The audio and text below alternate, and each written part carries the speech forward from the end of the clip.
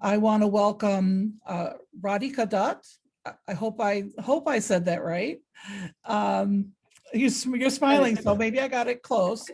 And I'm looking forward to this presentation about OKRs, radically rethinking OKRs, how OKRs may be harming your organization and what to do instead. So Radhika, the floor is yours. Great, thank you, Faith. Okay, so let's start with the premise of OKRs, right? So OKRs started as a way of giving us measurable targets and goals. And it really, if we think back, it stems from the idea that we've really been ingrained with that to succeed, you need to set goals. And we've learned all about SMART goals for, from, I don't know, the first day you set foot in the office, you knew that goals had to be specific, measurable, attainable, et cetera, et cetera. And so from this, OKRs was kind of a natural evolution. How are OKRs used today? Here's how Google talks about how they use OKRs, right? It's about setting the narrative for the impact that you want to create. It helps you align teams on what are the most important metrics. And lastly, it helps you create accountability, meaning, it makes it very binary. Are you or aren't you achieving your goals? So this is what OKRs are used for. And this approach has really been popularized as Google has become incredibly successful. And it seems like, if they're able to apply this and achieve success, well, we should all be applying OKRs. And this is how this approach has really kind of become ubiquitous. But here is the first hint of trouble that we hear about, even from within Google. So for example, in an article, Laszlo Bock, who was their senior VP of people operations from 2006 to 16, he shared that, when Google tied OKRs to people's compensation, they found that people started gaming the system to get their bonuses. And so basically they found that the very idea of tying OKRs to people's compensation, it was really detrimental to both the product and to the culture. So this is the first hint that we say, maybe there's something that's not perfectly right with OKRs, right? But if you start to dig a little deeper, there is actually research that explains why and when goal setting goes wrong. There is a brilliant research article written by professors from these various universities. It was a joint paper titled Goals Gone Wild. And what they said was setting goals should come with, a warning of side effects, and it should be prescribed very carefully because goal setting really does cramp innovation. So let's learn more about kind of what happens with goal setting, right? But let's start with maybe some of the effects that you've seen that OKRs have. And here's the observation I've had, right? When I talk to people in various organizations, everyone assumes that if OKRs have any sort of a negative side effect, the assumption is, we must be applying OKRs incorrectly. There must be something wrong with how we're doing it. Surely if others are doing it and it's such a popular methodology, then, it works for others, right? But tell me if you've seen these side effects, because these are side effects I see in so many places. You can share this in chat. The first one is this hesitation to set really ambitious goals, right? Because even if OKRs are not tied directly to compensation, still the whole point of OKRs is that there is a name, someone's name against a particular OKR. And so, there is an inherent fear that if your name goes against something that's really ambitious and that's hard to achieve, well, there's a inherent risk to you and to your reputation, right? Clay Elrod says, yes, he's seen this. Awesome. Everyone, please feel free to share in chat. The second one is, many people describe it as, they find OKRs to be very limiting. What happens is you set OKRs, and the process of setting OKRs is really hard because it requires so much coordination across so many different departments, et cetera. And so once you've set them, you really can't go about and change them. So you're kind of stuck with OKRs and whatever metrics you've picked, even if you later discover those are not quite the right ones. So one quote that I heard in a large organization was, if we did this multiple times a year, we would just die. And that's exactly why in large companies, this is very hard to reset once you've set OKRs. This next one is, and this ties back to the first point about the fear of setting really ambitious goals. What often happens is teams will say, you know, guys, we can't really sign up to these super ambitious goals. Here's what we're willing to sign up for. And management often responds to this saying, no, here are the ambitious goals we're going to go after instead. And so very often teams feel like these goals are just arbitrarily set. They're imposed top down, and people feel like they're just not on board with how they're being measured. Right? Anyone see this one? Feel free to share. And this next one is about the fact that, you know, very often when we are talking about OKRs and what we've achieved, we really focus on what's going well. We show all the numbers to say, you know, here's what's going well. But sometimes, right, as we know in product, the most data comes from what is not going well. You actually want to look at numbers that tell you, oh, here's where things suck, right? And that's the kind of stuff that you really want to just sweep under the rug when you're doing OKRs, because you don't want to share what's not going well. You really want to focus on what's going well. And one last thing that I'll talk about is when we have really ambitious OKRs, research has shown over and over that it causes ethical issues. People try to exaggerate what they've achieved. And, you know, if there are really famous examples of Wells Fargo, Lucent, where there were ethical issues because of extremely ambitious goals being set. So those are the main downsides of OKRs, and you've probably experienced at least, you know, a few of these. But why does that happen, right? What goes wrong with OKRs? So let's look at these OKRs and how they're used point by point and talk about what goes wrong and, you know, what we can do instead. So first we'll focus on what goes wrong, and then we'll talk about what we can do instead. So the first one is, you know, we use them for setting the narrative for the impact that you want to create. It sounds good, so what goes wrong? The problem is that very often the real issue is the kind of vision statement that we typically have is very broad. When our vision statement is very broad, then OKRs may be needed to provide more focus. So here is an example of a really broad vision statement, right? This is the real vision statement of a public company, and I'll tell you afterwards what company it is. If I forget, remind me. This vision statement says, contributing to human progress by empowering people to express themselves. Now, this could be the vision statement for my kid's piano teacher. She is empowering my kids to express themselves. This could be the vision statement for a company that makes Post-its because, well, you know, we're expressing ourselves on Post-its, right, as product people. When you have a broad vision like this, the answer to any feature is a yes, right? And this is why we often use OKRs, because it feels like, well, this kind of a vision isn't really useful. So in a sense, what OKRs are doing is they're acting like a Band-Aid. When your vision isn't good enough, when it isn't detailed enough, right? We're using OKRs to patch those cracks like duct tape. The real problem is the vision. It's not, so we're really using OKRs like this Band-Aid or duct tape. So that was the first one, right? The second one is aligning teams on which metrics are important. So OKRs are really helpful to figure out what metrics are important, but here's the problem, right?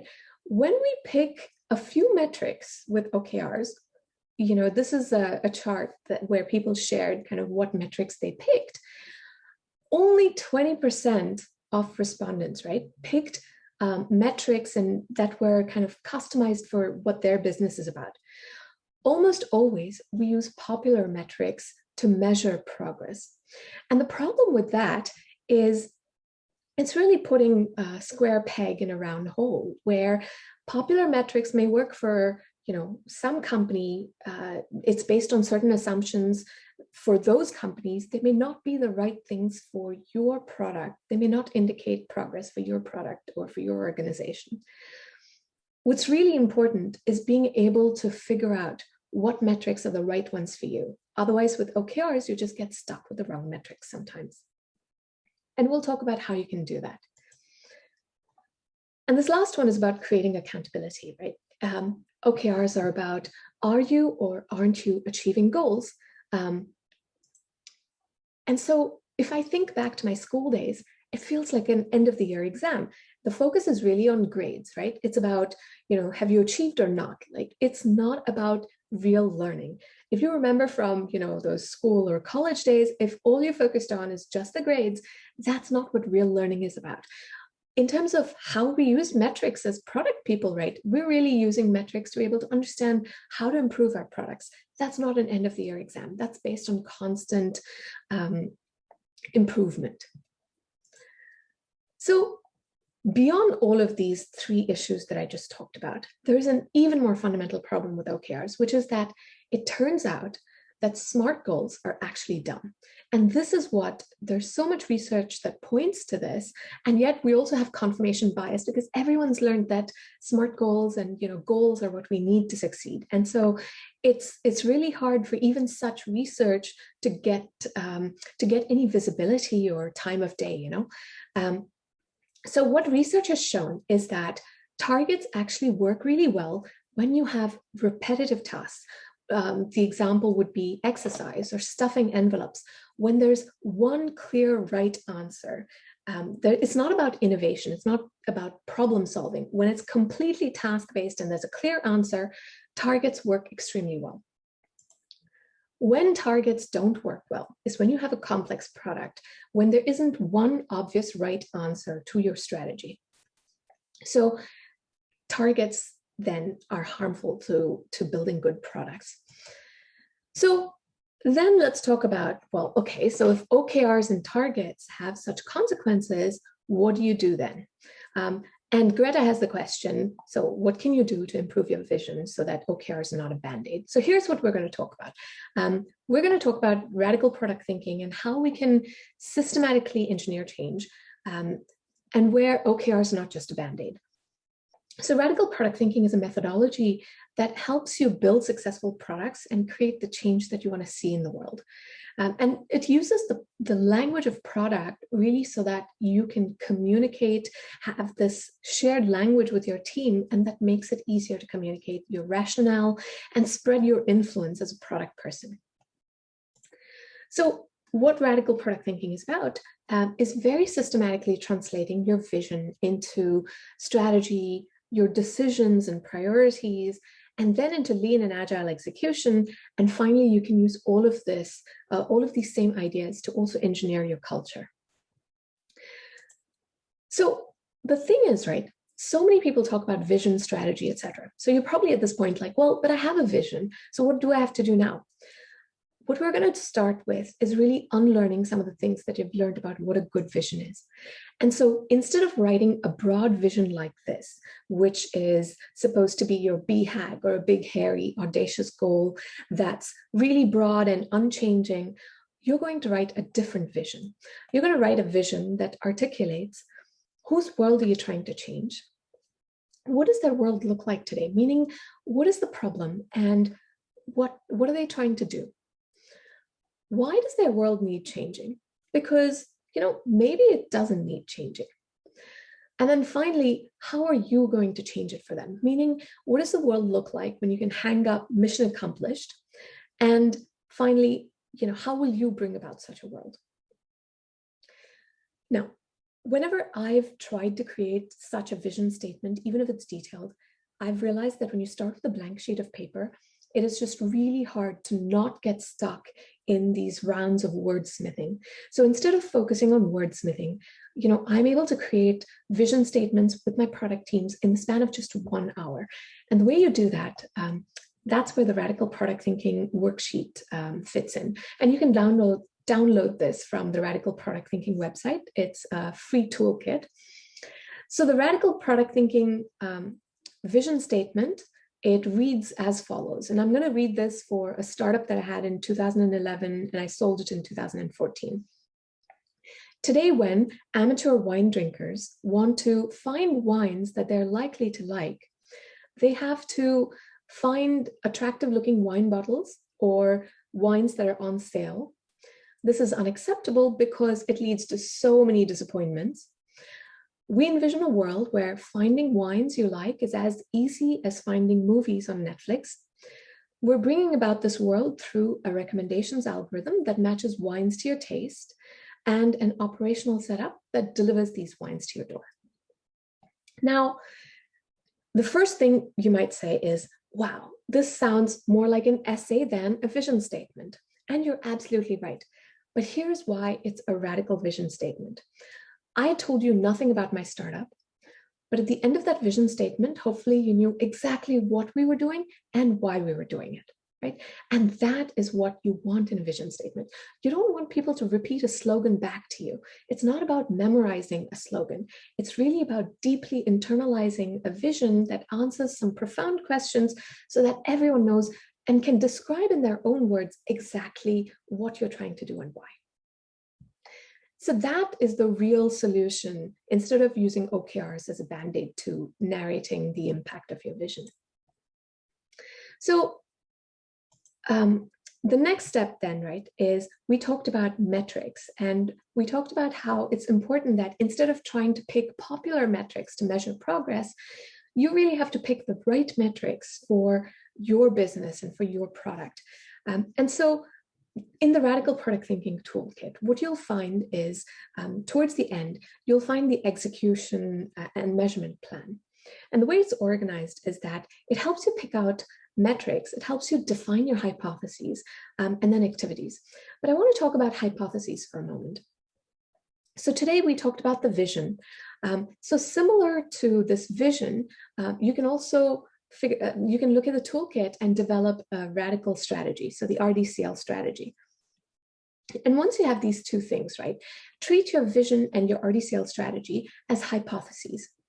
And once you have these hypotheses, then decide what metrics will help you prove out whether these hypotheses are being validated or not. Is your strategy actually working? For every element of your strategy, you should have metrics that tell you whether the strategy is working or not. So basically, derive from first principles, meaning derive from your vision and strategy what metrics you should be measuring. And the most important thing that I want you to take away from this is, it's really important to measure, right? I'm definitely not against measurement. We should be measuring a lot, but don't set targets. It's important to, once you pick these metrics, have honest and open discussions about what's working and, equally importantly, what's not working. And then instead of having this end of this year exam, right, what you're doing is, by having these open and collaborative discussions, you're really talking about this as a team and agreeing on what metrics you're going to improve and what metrics you're actually going to just ignore, because obviously you can't work on just improving everything, right? But the time we spend in setting OKRs, instead of doing that, we can use the same amount of time to have really good collaborative discussions to figure out, what metrics indicate progress and, what you want to improve on as a team. This last slide then I want to share with you is, here are the three things that we talk about OKRs and how we use them, right? And instead what we're going to do in the radical product thinking way. So the first thing is, instead of this lack of clarity from a vision and using OKRs as a band-aid, we're going to create a radical vision. Instead of aligning teams on popular metrics, pick the right metrics that really are the ones that indicate progress for your vision and strategy. And then in terms of accountability, instead of creating end of the year exams that are passed or based on grades, it's really accountability through rich discussions and collaborative discussions, right? And so if there's just one statement you take away from this whole presentation, it's measure, but don't set targets. That's what kills your product. Unless, of course, your product is super simple, there's one clear, easy answer, and all it is a matter of execution. But then I suspect you wouldn't be here today listening to this talk. And so if you'd like to learn more, here are a few things you can do. My book will be coming out in September. It's called Radical Product Thinking, The New Mindset for Innovating Smarter. It's on Amazon now, and you can pre-order. The free toolkit is on the Radical Product Thinking website. You're welcome to connect with me on LinkedIn. I always love to hear stories of radical product thinkers and how they're applying this. And then lastly, given that my book is coming out in September, I'm looking for a launch team to really help me get this book out and make a big splash. So I'd love anyone who wants to reach out to me to join this launch team. And with that, I'd love to take your questions. Thank you, Radhika. We have plenty of time. I think we have until 10 past the hour allocated for this session. So we've plenty of elbow room for questions and comments. I mean, Greta, you were asking about more detail on improving vision. Do you feel like is your question answered with the radical product vision worksheet, or do you is there more you'd like to go into in regard to that? Okay, great. I'm glad, Greta, that was answered for you. How do you keep a company or team active in the mindset of continuous improvement without setting goals or assigning ownership? Excellent question, right? So it's not that, so without setting goals, when you're talking collaboratively about what you want to improve in the product and what metrics you want to improve, right? Those discussions are really what drive that continuous improvement. As a manager, you can definitely push your team to improve certain metrics, right? And it's that team's ownership for delivering on those improvements. So it's about picking what you want to improve, and having benchmarks and a real and a plan for what you're going to improve and how you're going to improve it. So it's making it more collaborative, right? When you set goals, what happens is people will build tunnel vision to just focus on those goals. This is why research has found that goals are actually not good for innovation, because to deliver those goals, people will just focus on those metrics, and they're maybe forgetting about some of the other metrics that they really should be focusing on to build a good product.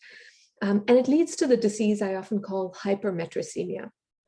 So it's not that it's a lack of ownership in any way.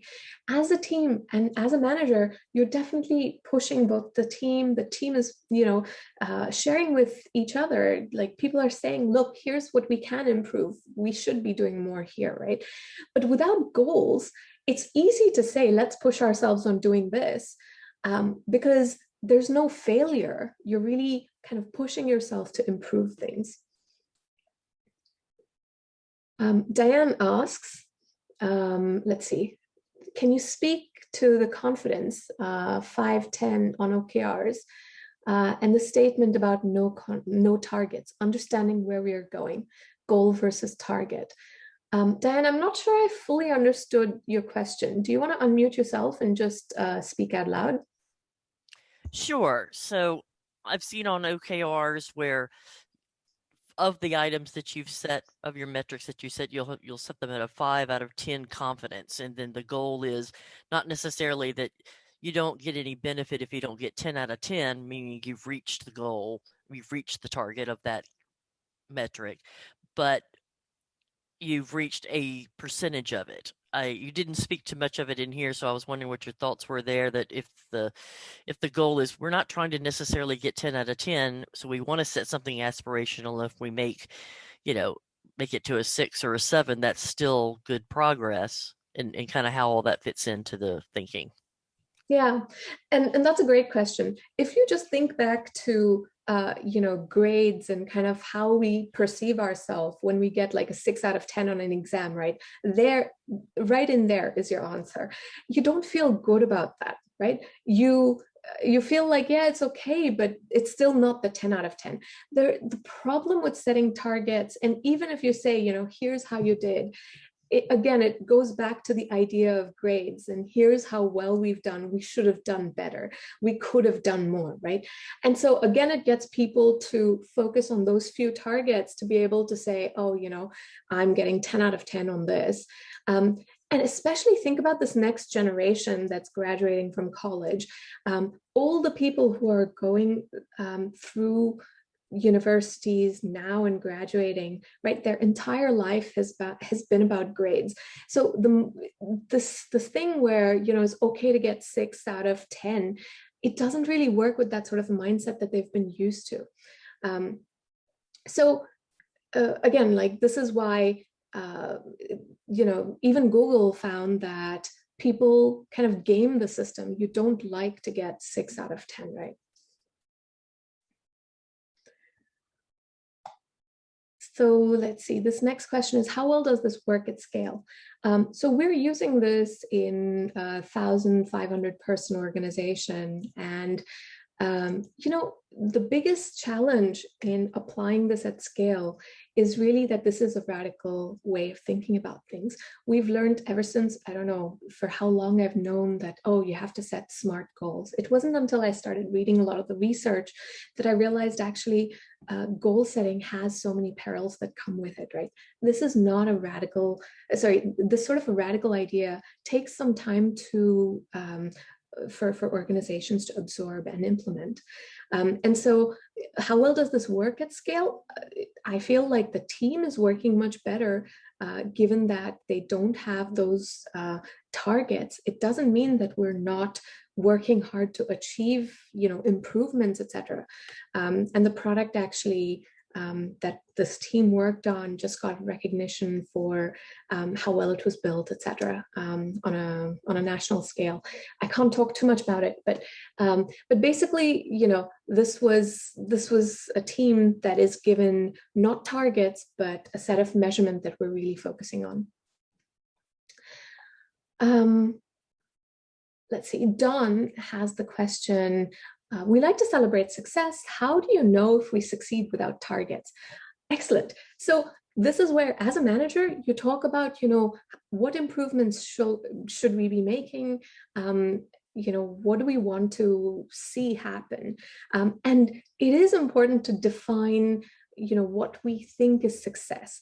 You can define success by, rather than setting numbers like, X number of users or something like that, you can define success by, by talking about what we want to achieve in a particular sprint or set of sprints. You can define kind of user, like more, you can define it more qualitatively. People actually, what research actually found was, instead of setting goals, when people were given do your best targets, they performed better. And so talk about what was working well, what you've achieved in the sprint, and then celebrate that success. You don't necessarily need a target to celebrate that success, right?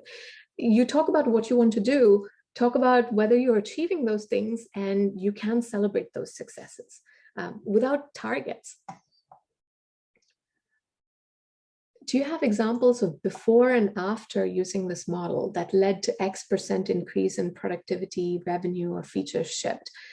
Let's see, that is a really hard question to answer. And this before and after, I don't have such long-term data to be able to show that. What I can share is that definitely it improved both the team's morale and kind of how the team was collaborating, but not data in terms of productivity or the number of features shipped. Also because I don't feel like the revenue and the number of features shipped are always necessarily the right measurements for how well a team is working together. Part of that is also qualitative, where you can see kind of better collaboration, better problem solving happening. Let's see. I think that was the last of the questions that I see. Any other thoughts, questions? I know these are challenging ideas to really absorb, and I covered a lot in this one presentation, but in my book I talk more about kind of a lot of this research and the background on it, and there are research papers as well that for those of you who are really interested in this, I'm happy to share. And to also promote some of these radical ideas and ways of thinking and the science behind it, I've started creating animated videos to explain this, so that you're not kind of fighting this lone battle to explain these new ideas. So I'm happy to share the articles that I've written on this topic, or you can feel free to reach out to me as well.